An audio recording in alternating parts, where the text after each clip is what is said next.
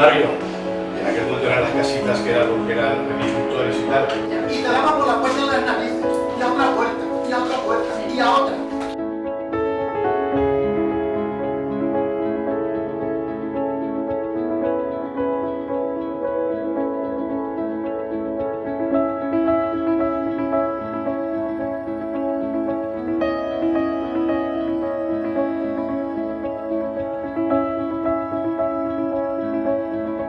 ¿Cuántos paseos tuvimos que dar para conseguir? ¿Cuántos?